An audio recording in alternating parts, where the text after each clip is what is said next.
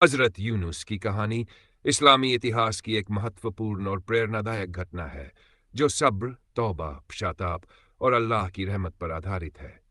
यह कहानी कुरान शरीफ में भी वर्णित है और इसे सभी मुसलमानों के लिए एक महान सीख के रूप में देखा जाता है।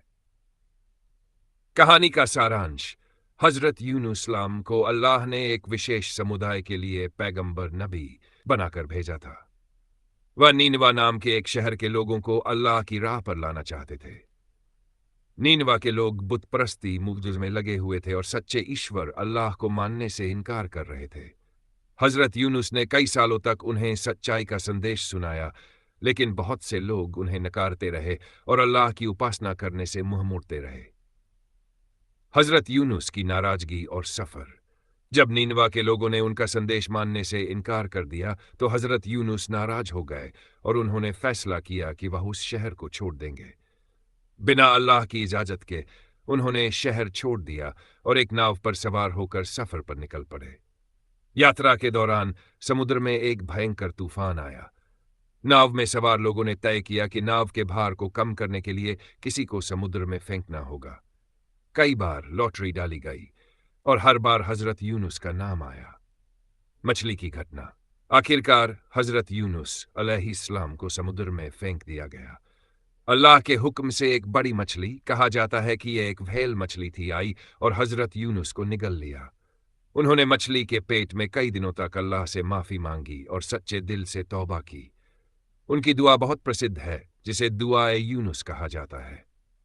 ला इलाहा इल्ला अंता सुब्हानका इन्नी कुन्तु मिन जालिमीन। तेरे सिवा कोई माबूद नहीं है, तू पाक है, मैं जालिमों में से हूं। तौबा और रहमत: अल्लाह ने हजरत यूनुस की तौबा कबूल की और मछली को आदेश दिया कि वह उन्हें सुरक्षित किनारे पर छोड़ दे। हजरत यूनुस फिर से अपनी कौम के पास लौटे और इस बार उनकी शिक्षा को मानते हुए लोगों ने सच्चाई को स्वीकार किया। नीनवा के लोग ईमान ले आए और अल्लाह की इबादत में लग गए। कहानी का संदेश: हजरत यूनुस की कहानी हमें सब्र, तौबा और अल्लाह की रहमत में विश्वास की ताकत सिखाती है। यह कहानी इस बात पर जोर देती है कि चाहे कितनी भी कठिनाइयां क्यों न हो, हमें अल्लाह की रहमत से कभी निराश नहीं होना चाहिए और सच्चे दिल से तौबा करने पर अल्लाह हमेशा माफी देता है। कुरान में हजरत यूनुस का उल्लेख: हजरत यूनुस अलैहिस्सलाम का उल्लेख कुरान की कई आयतों में मिलता है, जैसे कि सूरह अस-साफ़ात